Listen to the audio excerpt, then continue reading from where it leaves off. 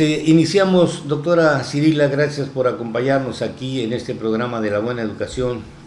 Bueno, vamos a tratar temas que por supuesto para usted no le son desconocidos. Aquí le puedo decir buenos días, buenas tardes, buenas noches, todo, porque nos van a ver a cualquier hora del día. Nos estarán viendo a las 4 de la tarde, de 4 a 5 de la tarde en MBS. Nos van a estar viendo los miércoles, quizás nos vean también los martes en horario diferente. Nos van a ver de 9 a 10 de la noche el sábado en el canal 44 precisamente, y simultáneamente en la frecuencia 1120 de la radio. Nos van a ver el domingo de 11 a 12 del mediodía en canal 66. Bueno, oportunidades para escucharnos las van a tener, si nos quieren escuchar. Si no nos quieren escuchar, bueno, pues no, ¿verdad? Yo quisiera, doctora, si usted no tiene inconveniente, en que viéramos algunos antecedentes de los movimientos que se dan en Michoacán, de los que se dan en Guerrero, de los que se están dando en Guanajuato, de los que se dan en Jalisco. Creo que me falta también movimientos que se están dando en Coahuila, en el Distrito Federal, en Veracruz. No sé si me falta algún estado. Baja California están prendiendo. En Baja California también. Parece, ¿no? Válgame. Es lo que observamos en el foro, por ahí un entusiasmo por este movimiento. Levantar un poco el movimiento. No creo que me río de la intención de levantar este movimiento, sino que estoy recordando ahora que, bueno, Baja California aporta el 60%, esto lo vamos a ver con calma, el 60% a la educación. Bueno, pues ahí están las escenas, véalas usted, y bueno, pues ellos tienen su visión, su forma de ver este problema. Nosotros lo que entendemos claramente es que los retos educativos continúan en nuestra época y seguirán adelante, porque no es un asunto fácil. La expansión educativa ha venido ya con la proliferación enorme de las escuelas en todos los estados, en todo el país, pero debo decirle que aquí en Baja California hay escuelas que ya no tienen alumnado porque no hay un proyecto, no hay un plan de concentración, de desarrollo que permita por una forma dinámica, pertinente, adecuada, ocupar los espacios y no seguir construyendo espacios que a final de cuentas pues, se quedan solos. Y esto mismo ocurre en la vivienda, doctora, no se crea que es un asunto exclusivo de la educación. Hay 44,000, si no es que 42,000 viviendas solas, abandonadas. Hace poco salió por ahí en el ayuntamiento que se habían recuperado 800 terrenos para ponerlos en activo, pero pues quién sabe. Eso está como la reforma educativa en los 80s y 90s también empiezan a reformar los programas educativos debido a una supuesta pérdida de legitimidad. Usted escuchó y usted mejor que yo lo conoce que el asunto de las reformas educativas tuvieron algo que ver con la movilidad social. Yo no sé si eso sea exactamente cierto, pero las escuelas públicas son agujeros negros en los que se invierte dinero y desaparece. Eso dicen algunos estudiosos, no lo estoy diciendo yo porque luego me van a echar a mí la culpa. Eso dicen algunos estudiosos, que se cambia con las escuelas el panorama de la democracia, que la escuela es para todos un bien de consumo, que debiera de controlar pues adecuadamente los contenidos de un currículum escolar y que nos debiera de llevar en orden a un mercado en el que el alumno no se ha visto como un consumidor, no se ha visto como una mano de obra y que solo sirva para competir, que no seamos producto de la globalización y que haya realmente una apertura de fronteras, de integración económica y cultural, de humanismo real, cuyo principal motivo sea la movilización basada en una economía sana. Pero bueno, ahora vamos a las implicaciones pedagógicas de la reforma educativa, según algunos asistentes a este foro. Y bueno, le vamos a presentar algunos comentarios que hizo el maestro, el doctor Prudencio Moreno.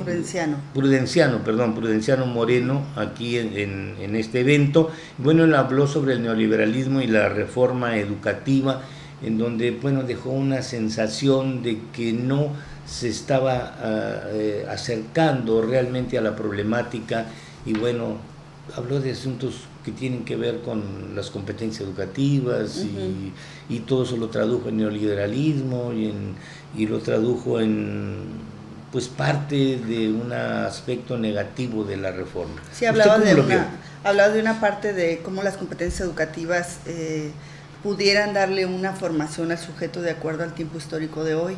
Sin embargo, fue un punto muy crítico ahí en el foro. Fue una de las cosas que más incidió en contrarrestar sus ideas, ¿no?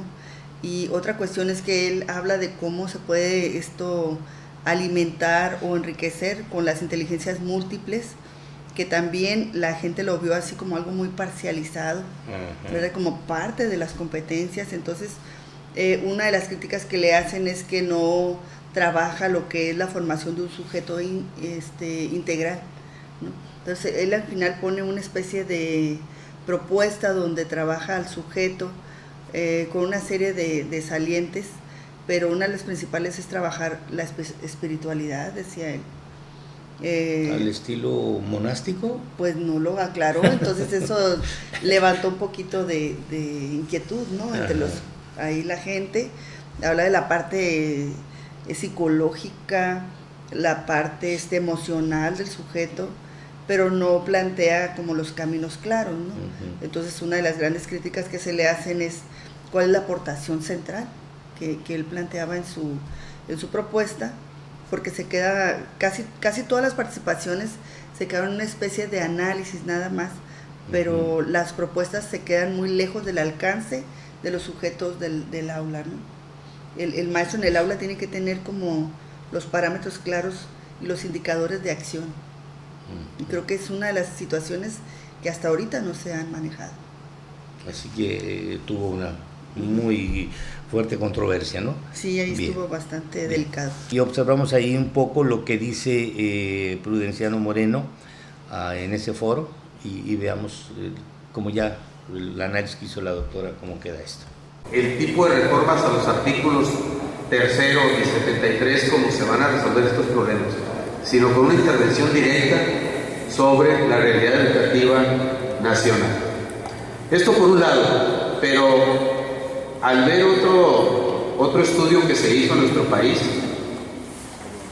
que trata específicamente sobre los desequilibrios pedagógicos, vemos nosotros que la educación básica mexicana lo que está presentando como desequilibrios pedagógicos fundamentales viene siendo el déficit de atención, por una parte, la apatía, la desmotivación, la bulia en los procesos escolares, en segundo lugar, las obsesiones compulsivas, no únicamente de alumnos, sino también de profesores, las conductas destructivas y autodestructivas que están proliferando muchísimo en México y también en otros países.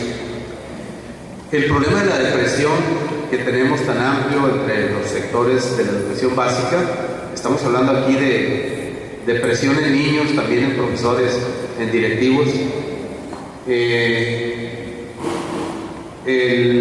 El problema de la confusión vital que tenemos también en el sector educativo, la agresión, la ira, la ansiedad y la angustia, que fueron presentadas por una investigadora en la Facultad de Psicología de la UNAM apenas también el año pasado. Nos está mostrando a nosotros que la problemática educativa fundamental no está siendo atendida por parte del gobierno mexicano, por parte de la Secretaría de Educación Pública.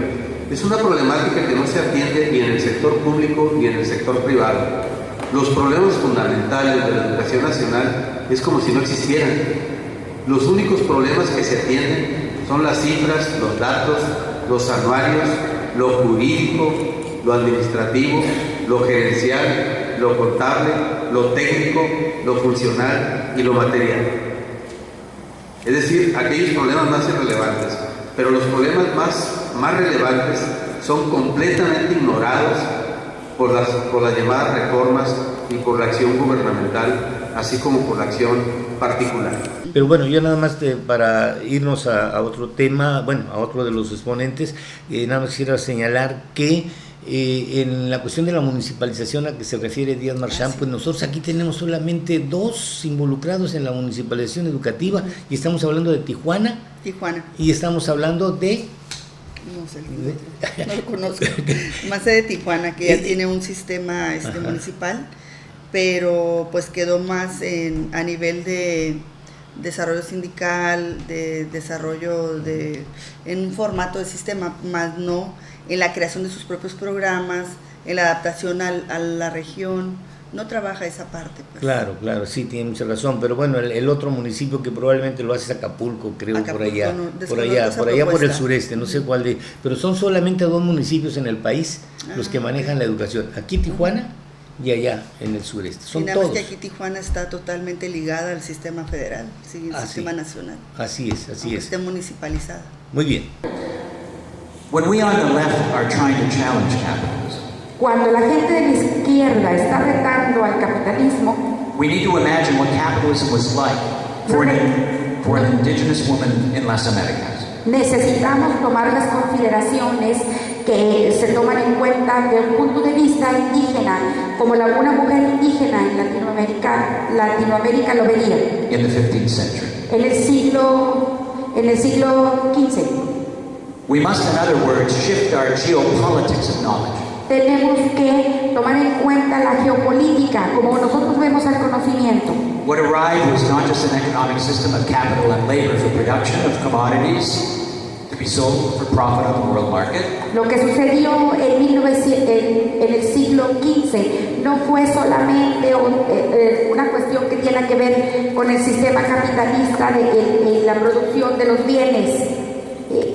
De la producción de los bienes. Right. What arrived was a set of global entangled hierarchies. Lo que realmente llegó no nada más tiene relación con los bienes de producción, sino se relaciona con lo que Grossfogel llama la jerarquía de poder. European capitalist, military, Christian, patriarchal, white, heterosexual power matrix. La matriz europea del capitalismo, militarismo, cristianismo, patriarcado, raza blanca, heterosexual y lo masculino, es la matriz de poder relacionada con todas y cada una de estas jerarquías.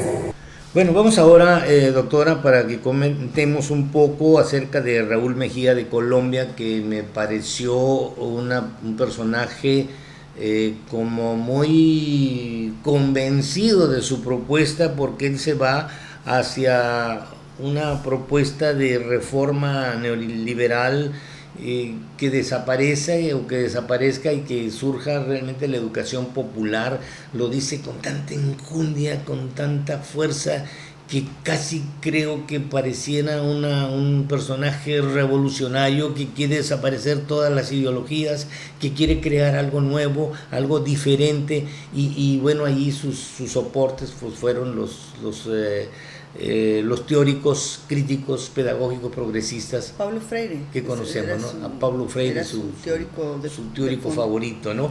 Y bueno, recordemos que Pablo Freire en un momento dijo, bueno, si hay que romper los diálogos, pues hay que romperlos para que las cosas cambien. Vamos a escuchar.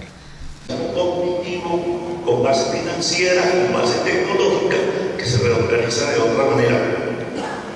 Y para cerrar, les presentaré un videito muy corto, 5 minutos, de una experiencia concreta de cómo estamos trabajando estas cosas en la escuela, de una experiencia que yo asesoro en Colombia, que se inició en el movimiento campesino y que ha ido creciendo, que es cómo introducir la investigación en toda esta perspectiva de un trabajo que iniciamos con Orlando Fals Porla unos años antes de su muerte y que ha tomado forma en la discusión en el país, es lo que llamamos nosotros las luchas de contrahegemonía en la esfera de lo cultural y lo educativo, que tiene distintos niveles y distintos espacios.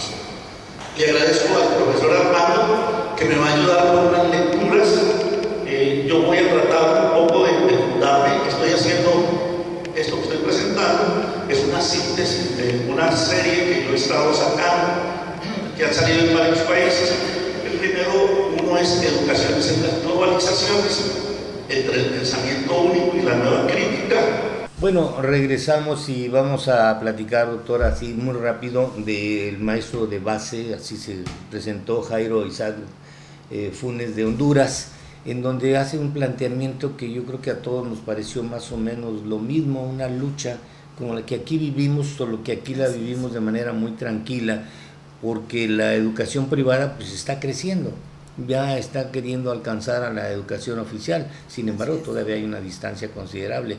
Él más o menos eso fue lo que planteaba, ¿no? Esa lucha entre la educación pública y la educación privada. Sí, planteaba alguna de las leyes por ahí donde se le da cierto posibilidad a la educación privada sobre la educación pública, igual que lo que nos decía Díaz Marchán, ¿no?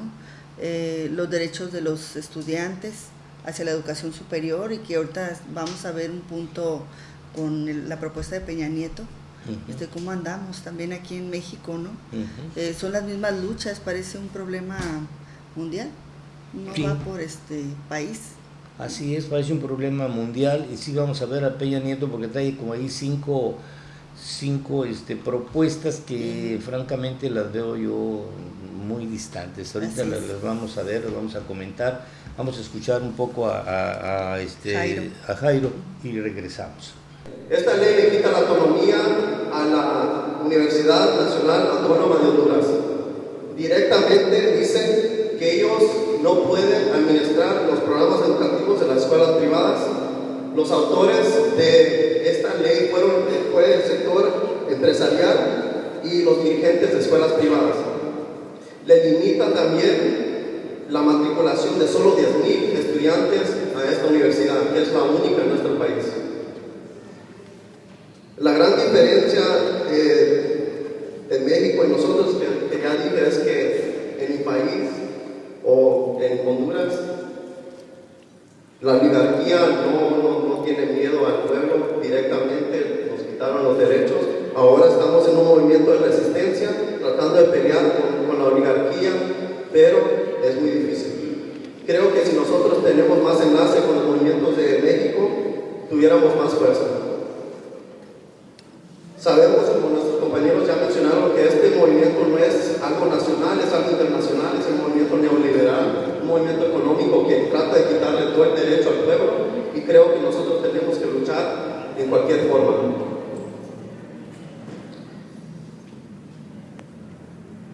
Otra ley que pasaron fue una ley que nos quita el derecho de territorio. No sé si ustedes se han dado cuenta de las ciudades modelos como nosotros pasamos, o ellos pasaron una ley que dice que cualquier inversionista puede comprar tierra en nuestro país. Lo que proponen es que van a establecer una ciudad donde ellos van a tener sus propias leyes, sus propios gobiernos y todo. Va a ser un país adentro de otro país, totalmente. Bueno, pues ahora vamos a hablar un poquito, así muy poquito, de el compañero de Colombia, ¿no? En el panel que se tuvo allí en este foro.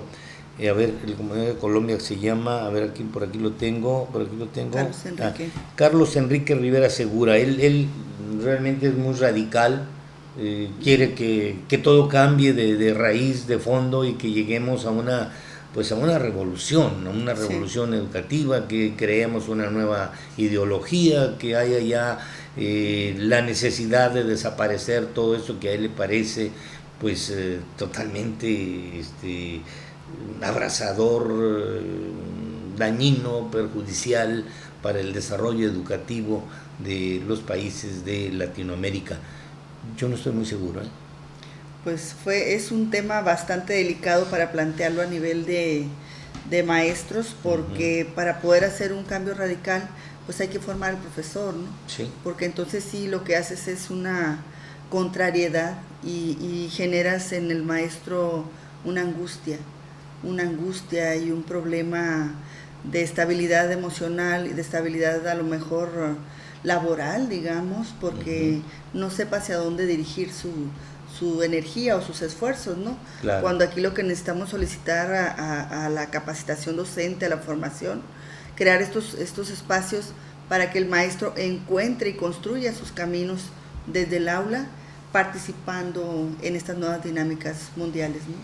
Sí, es necesario que se tenga calma, tranquilidad. No es difícil enfrentarse a la complejidad de este siglo. Sí, Perdón, no es fácil. No es fácil. No es fácil enfrentarse a la complejidad de este siglo que nos tiene bien, pero bien prisioneros de sus propias reglas, ¿no? Y eso no es fácil. Y bueno, aquí el maestro colombiano pues realmente llamaba a la insurrección, ¿no? Así es. Así pues toca las fibras, ¿no? Toca las fibras del maestro que están lastimadas. ¿No? Y pues ya no saben ni qué hacer, ¿no? Así es. Regresamos. Lo fundamental de los maestros para defender la educación pública, pero defender la educación pública no como un servicio, sino como un derecho fundamental con calidad. Por eso nosotros queremos que es de gran importancia, que aquí se conozcan datos como estos. La anterior ministra de Educación, María Cecilia Vélez Guaro, se reunía una vez al mes con los militares, con los industriales y con los comerciantes para discutir la política educativa del magisterio. Nunca el gobierno quiso sentarse con la Federación Colombiana de Educadores a discutir la política educativa con un criterio, que era que ellos habían ganado en las urnas, y como habían ganado en las urnas, la política educativa del Estado no se discutía con los trabajadores de la educación. Sin embargo, los maestros fuimos capaces de imponerle al gobierno con la movilización y con la lucha la posibilidad de que se discutieran los temas importantes de la educación en Colombia.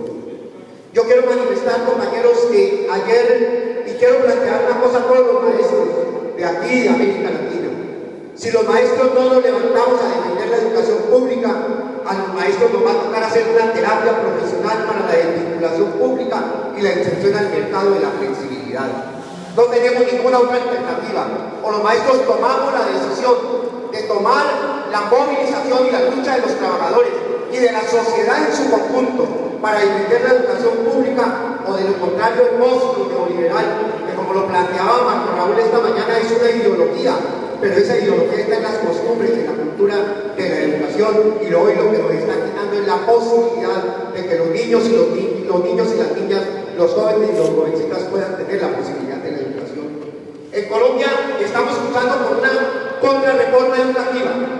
Nosotros en 1979, producto de la lucha y la movilización de los maestros, logramos un estatuto docente que nos dio estabilidad laboral, que nos dio la posibilidad de avanzar en el escalafón nacional, que nos dio dignidad, que profesionalizó y pedagogizó la carrera docente, que mejoró la calidad educativa en las instituciones educativas, que confrontamos al régimen, que hicimos la ley 115 de 1994, Ley General de la Educación, donde fuimos capaces de construir proyectos educativos institucionales, rescatando la libertad de patria, le dimos autonomía a las instituciones educativas, fuimos capaces de construir gobiernos escolares, ganamos consejos directivos, discutíamos la política educativa en las instituciones educativas, pero de igual manera también fuimos capaces de ganar una ley de salud exclusiva para los maestros con la ley 91 de 1989 y derrotamos al régimen de la pretensión de quitarnos una pensión que nos habíamos ganado los maestros, régimen especial de pensiones.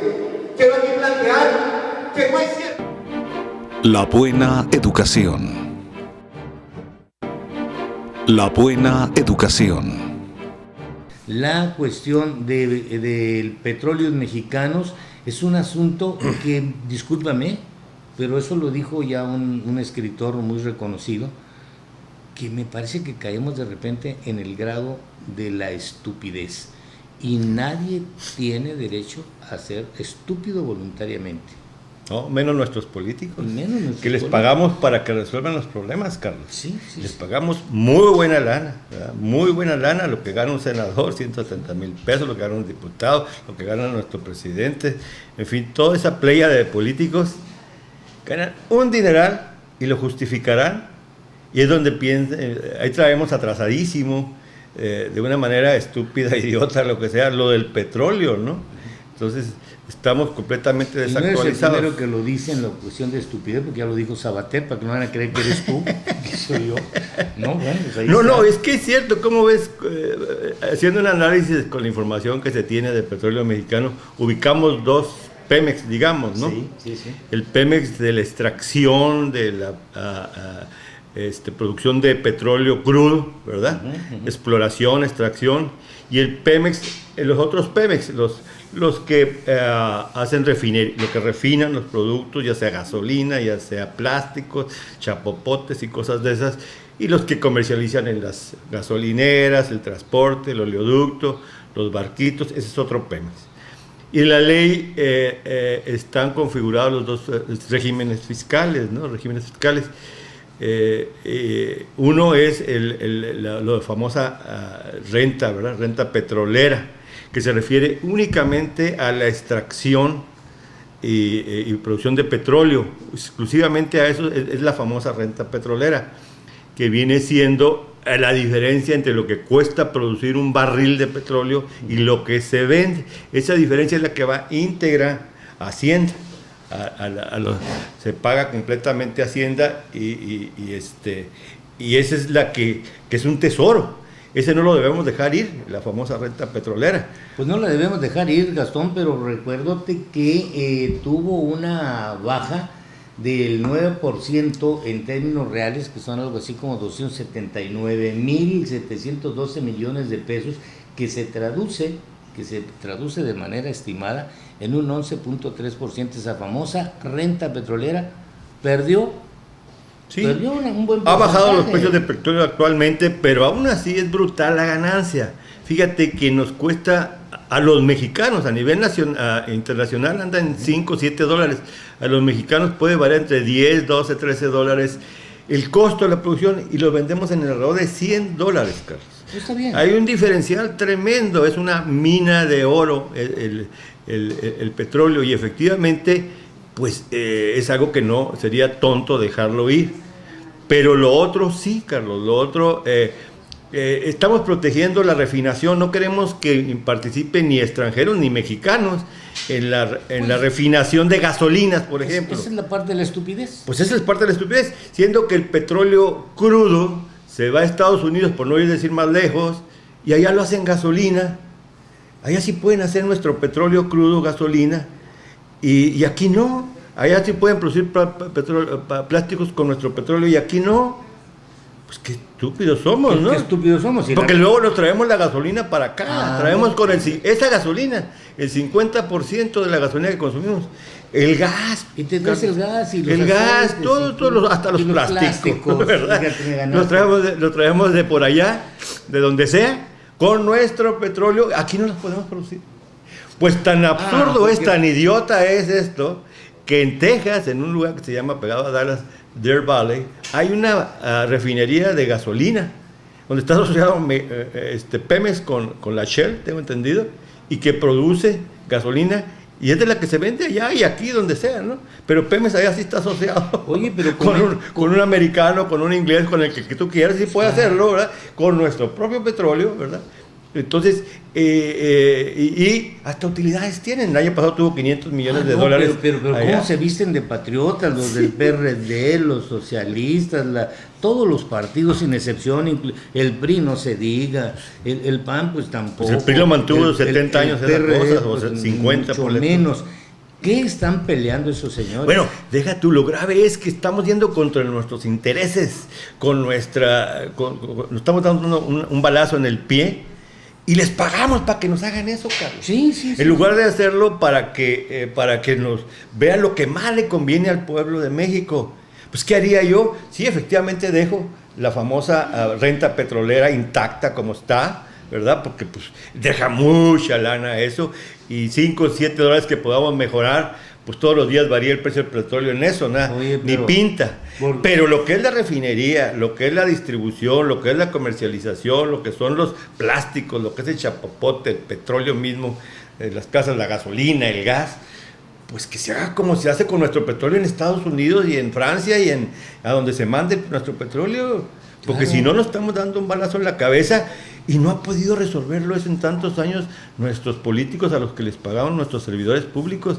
Ese es una idiotez, una estupidez. Es una estupidez de estos señores porque no saben que la renta petrolera se afecta hasta por los movimientos del dólar, mi querido Gastón, por favor. Y por eso te digo, ¿qué haría? Pues sí separo los dos Pemex, el Pemex de la renta petrolera, que es muy conveniente, es una mina de oro, y el otro Pemex, ¿verdad? Y con lo tal, pues ya generaríamos empleos aquí porque tendríamos refinerías costosas, lo que tú quieras. No tendríamos tanta miseria. Y las industrias aquí están, claro, las industrias aquí paradas porque no llega el gas. Ándale. Y luego la exploración profunda, pues nos podemos asociar, no dije que se quedan, asociar con contratos, ¿verdad? Para producir, porque la exploración profunda sí es de especialistas, no cualquiera lo hace. Y ellos corren los riesgos y se hace un contrato, como hacemos contratos ahorita con las pipas, por ejemplo, hace Pemex un contrato con las pipas que transportan la gasolina en lugar de ser oleoductos, perdón. Pero pues se puede, todo se puede, únicamente cuidar lo que sí realmente es un tesoro, nomás la renta petrolera. Oye, entonces las ideologías de esta bola de ciudadanos inmiscuidos en los partidos políticos, pues sirven para... Pues nomás sirven para nada y para nada. Pues claro que no, las ideologías ha sido el pretexto para hundirnos. Ha sido el pretexto para sus pleitos internos y no se olvidan de lo que quiere el ciudadano, para eso le paga con impuestos. Ahorita se están tirando, no digo con petróleo, se están tirando con lodo, se están tirando con excretas, se están diciendo todo lo que en realidad son, pero nadie dice que nadie lo acepta, ¿no? Sí. Está feo eso. Está feo. Y para eso no les pagamos, Carlos, definitivamente es una irresponsabilidad. Así es que no está tan difícil resolver esto si se hace uso de la inteligencia y de la voluntad y se olvidan de los intereses personales, de grupos, sus proyectos personalísimos de los políticos, y que para eso no les pagamos en realidad, ¿verdad? No. Entonces, sí, nada difícil estaría la famosa reforma, que quién sabe cómo viene todavía, pero pues nomás separen los dos Pemex, ¿verdad? Uno que no tiene ni por qué tocarlo, ¿verdad? Que así está en la Constitución, déjenla. El otro es el que tienen que hacer algunas modificaciones, algunas reglas de cosas que ya se hacen, como te digo, se contrata el transporte. Tan fácil como eso. ¿Verdad? Y el régimen fiscal de esas otras es un régimen como cualquier empresa, pagan impuestos sobre la utilidad que se tenga. No tiene nada que ver la renta petrolera ahí, en refinación, en comercialización, en todo eso, nada que ver la renta petrolera. Esa es para nuestro bolsillo o para el bolsillo de Hacienda. ¿No? Pero pues tampoco es inteligente dejar esa mina de oro, ¿no? Bueno, pues hay que tener mucho cuidado con eso que tú comentas, Gastón, porque la economía del país está siendo pues codependiente, sigue siendo dependiente de lo que está sucediendo con los estadounidenses. Pero es por eso, Carlos, tenemos una reserva de 173 mil millones de dólares. Por cierto, aquí traigo unos números, fíjate, el 35.4 del presupuesto del sector público, de ingresos, lo aporta Pemex entre la renta petrolera y lo que produce el 35, fíjate, la tercera parte, más de la tercera parte viene de Pemex, ¿verdad? Y eso, pues, fíjate, el 64.7 a la acumulación de las reservas. Si ahorita hay 170 mil millones de dólares en reservas, 64.7 las puso Pemex. Y dicen que no hay dinero para reinvertir, para hacer refinerías. Se van a los bancos de Estados Unidos, a la reserva de Estados Unidos, este dinero, ahí está. En lugar de efectivamente activar el mercado interno vía créditos, claro, con respaldo de estas reservas. O sea, sí se puede, pero ¿qué hacen nuestros políticos? Pelearse, buscar sus intereses, pelearse por el botín ahí de que hay milloncitos ahí, milloncitos allá, pero esa distracción. Si ellos se dedicaran a vender tacos, pues no nos afectara mucho, ¿no? Bueno. Pero pues fíjate lo que está. Y quién sabe, tal vez se enferman hasta del estómago, provocan diarrea, ¿no? No, hay que hacer un llamado de atención, es muchos años ya para que no se pueda resolver esto. Claro. Entonces, bueno, así están las cosas, gracias por tu información y bueno, cuida tu dinero, porque la inflación dicen que la van a mantener en el 4, el 3%, las cuestiones interbancarias que no se van a mover, pero bueno, ahí lo dejamos. ¿Quién sabe? ¿Quién sabe? Gracias.